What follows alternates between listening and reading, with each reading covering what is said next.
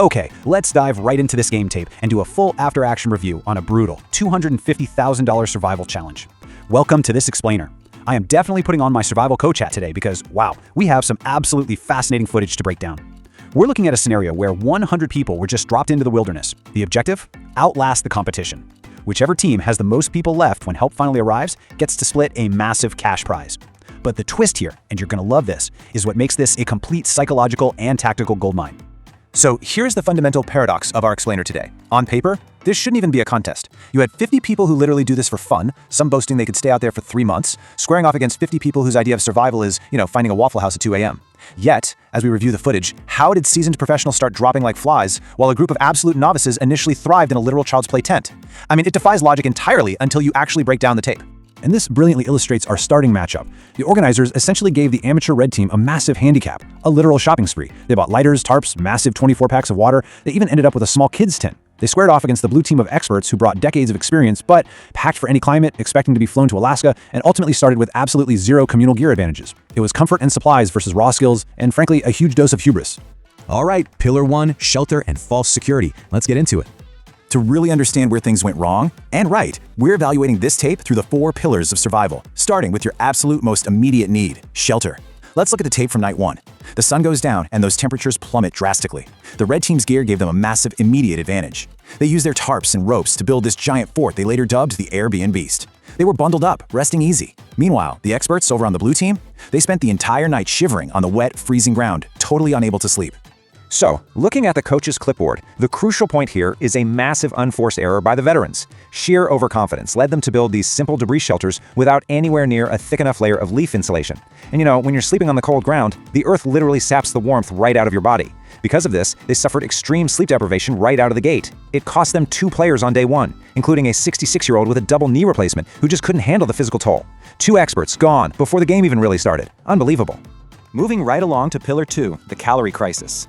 Look, survival is a strict math equation of calories in versus calories out, and both teams failed this subject miserably. The amateurs played incredibly fast and loose with their calories, basically treating the wilderness like a weekend tailgate. They completely annihilated all their party mix snacks within the first 48 hours. When they tried to use their fishing gear, they only possessed the skills to pull literal trash out of the river. By day 4, they're just daydreaming about milkshakes and buffets. And to make matters worse, their camp chef, Brittany, cooked a breakfast out of their dwindling cash that made members physically sick, directly leading to multiple tap-outs. Just a complete, total failure of rationing. But over on the blue team, man, the situation was much darker. Thanks to experts like Seth, they actually had the skills to turn the forest into a grocery store, foraging for edible roots and trail nibbles. Yet, they were still completely falling apart. The experts weren't starving from a lack of food in the woods. They were starving from a lack of trust. And it is perfectly captured by this quote right here from Julia. They were terrified that if they pooled their resources, the weaker links would just eat everything. Notice the striking juxtaposition between the 2 camps here. The amateurs survived their massive food crisis by implementing strict community sharing. They were literally living on 1 shared apple a day, telling each other, "We share here." The professionals? No way. They were secretly hoarding potatoes in a shed, hiding them from their own teammates.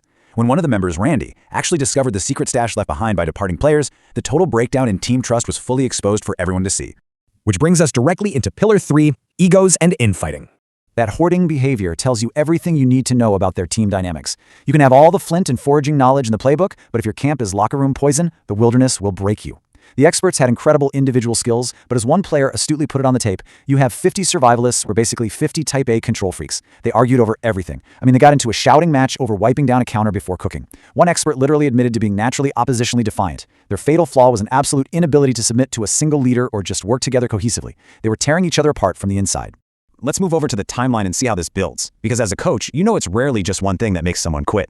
It's the compounding misery. First, you've got the freezing ground. Then the absolute depletion of calories and that physical pain of hunger setting deep into their hips and joints. Finally, on day 8, the ultimate test. A massive 5-hour rainstorm. It completely flooded out both camps, literally turning fire pits into rivers. This single compounding event caused 6 amateurs and 2 experts to tap out and go home in one fell swoop. Okay, Pillar 4, the ultimate mind games. Surviving the elements is one thing, right? But the organizers actively tested their discipline with psychological warfare. Let's review the tape on the 50-can challenge. Both teams were given 50 cans of food and told whoever returns the most unopened cans after 72 hours wins a reward. If you tie, neither wins anything. So what happened? Well, the blue team hid their cans in the woods to prevent their own starving teammates from getting them. The red team buried theirs. Both teams endured 72 hours of agonizing starvation, flat out ignoring beef, peas, and corn just to hand back exactly 50 cans each. They completely canceled each other out and won absolutely nothing.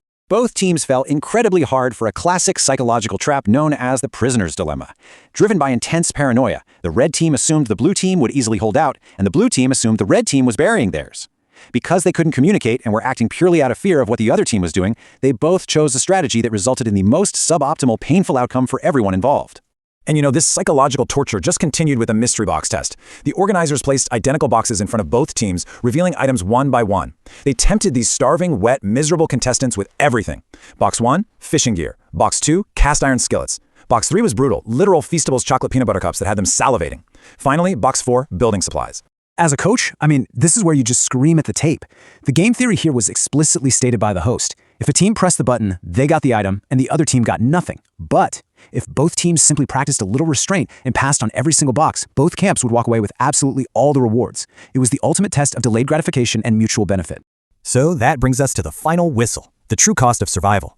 What you should really take away from this explainer is a total reevaluation of what survival actually means. You can be the ultimate survivalist, like Seth on the blue team, who built amazing shelters, but wilderness skills alone are entirely useless if you lack fundamental resource management, emotional regulation, and team cohesion. The amateurs survived as long as they did simply because they actually liked each other and shared their burdens. Because at the end of the day, reviewing this tape leaves us with one unavoidable reality. When the pressure is truly on, when the hunger deepens into your bones and a massive cash prize is looming over your head, what's actually going to take you out of the game? Is it the freezing rain and the empty stomach, or is it the paranoia and the betrayal of the person sleeping right next to you? Think about that next time you head into the woods. Thanks for joining me on this explainer, and I'll catch you on the next break.